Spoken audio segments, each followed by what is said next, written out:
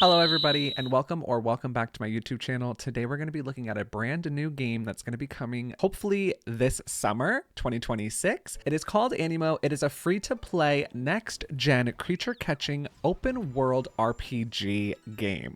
And I'm actually happy to announce that I'm officially a content creator for Animo, and let me tell you, I had such a blast playing this game on the beta, and I'm just so super excited for when this game releases. I already have so many ideas of what I want to do when this game comes out, with collaborations with other Animo content creators, and then just in general, I have so many ideas, and I'm so excited to be a part of this game, and I hope you guys enjoy the first look of us playing Animo in the closed beta. You do have preset faces that you can choose from, or pre-made characters that you can choose from. I did kind of work off of a already made base model. I'm obsessed with how the characters look. The amount of detail that goes into the character customization is insane. I love making elf characters, so I love the fact that they actually have a slider for this. I was so excited. You're able to change your actual facial features, your eyes, your forehead, your nose, the bridge on your nose, your lips, everything. When I tell you it's detailed, this character customization is detailed. I also love the skin tones. They outdid themselves when it comes to the skin tones. You can choose exactly what color you want your character to be. I also really enjoy the details they have and the placement. You can place your details. I thought some of them were pretty cute. I'm not too overly fond of them, but they're pretty cute. And if you're into that, then you're going to love being able to specifically place exactly where you want your details to be. So as you can see, we start off the tutorial teaching us what Animo are and how to capture the Animo and things that we should do to learn about the Animo. And as you can see, just the environment alone from the tutorial zone is just beautiful. It's breathtaking. I had so much fun playing this beta. I am so invested in this game. I have so much passion for this game. I'm so excited to see what's going to happen with the future of Animo, because it's so fun. It's amazing. It really, really is. And as you can see here, we do have a thing that's called an Anilog, which basically logs the Animo that you capture. And I kind of like this whole aspect of having like missions or objectives to do that isn't just capturing the Animo. That way you actually get to learn and kind of get a sense of like the Animo's personalities and different traits and things like that. And it just seems like it's rewarding rather than just going out and capturing the Animo. It gives you more insight of the Animo and how it reacts to its surroundings, its owners, and it overall is a really, really awesome new take on creature collecting games that we're used to. It's also really cool to see that the Animo will have split evolutions. They're also going to have different forms, which I think is really, really neat. It just shows that they have adapted to their environment. It also makes catching the same Animo a lot more fun. And I also really love the photo feature. I like that the game rewards you for taking photos of your Animo. I think it's a really cute little unique twist to the mechanics that we're used to. Of course, everyone loves rewards, so I think it's a really, really neat feature that the more Animo that you collect, the more of the Anilog that you fill out, the higher level that you get to, with the main reward being a Prismana egg. Now, Prismana is basically a rarer form of an Animo. It's more rare than like a sparkling or a glistened Animo. It has like a whole unique art style to it. Same with like the Darklings. And I think this is going to be really, really cool because they could add these kinds of forms into like timed events and things. And I know some people don't like FOMO, but I think it's really a cool way to reward players that are actually active and playing the game. So I'm excited to see that in the future as well.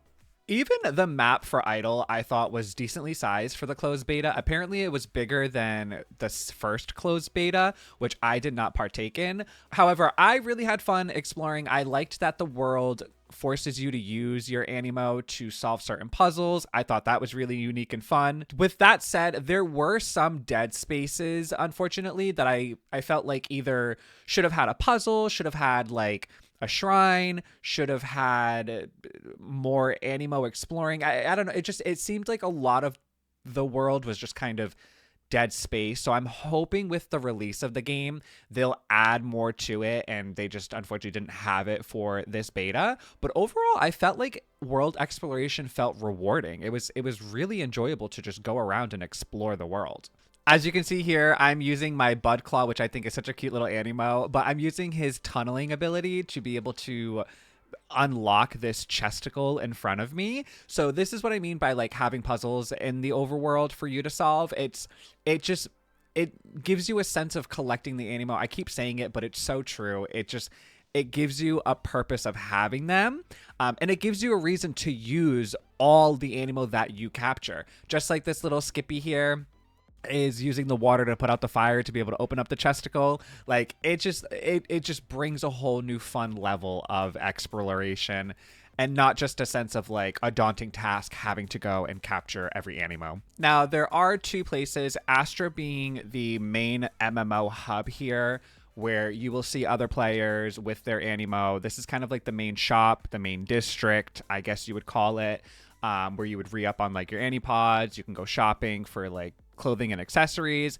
and it was a really unique feature. They had the actual theme song of Animo playing on that billboard, so I'm thinking to myself, I could totally see them during seasonal events having them play videos like that on the big screen right there. And it just brings back the whole uniqueness to this game. It's crazy. But yes, you can see there's other Animo, other players around here. There's some actual puzzles around here for you to complete. But this is basically, again, going to be your main shopping district. You're going to get your Anipod, you're going to get your clothing, you're going to get accessories for your Animo, battle items for your Animo, or just a place that you can like AFK, or even just meet other players as well.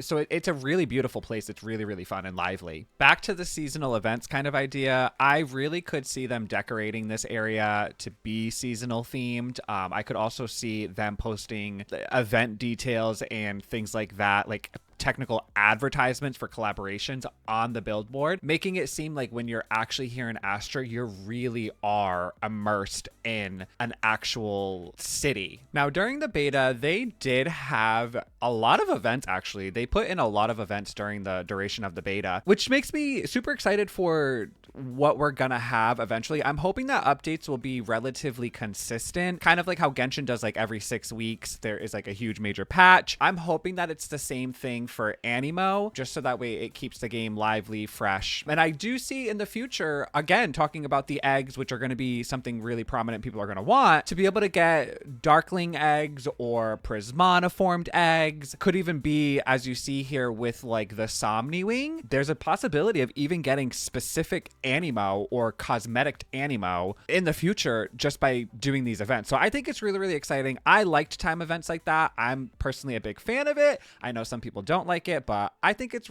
relatively cool. I could see them even using these events to introduce new Animo or like profile pictures and things like that. Now, the major gimmick for Animo is that you actually twine with your Animo, which you basically become the Animo and fight as the Animo. However, if that's not really your play style, you can actually just be a trainer and actually command your Animo and fight alongside it. I don't think this is going to be the core gameplay, and the game kind of does force you to twine as your Animo in battle that way.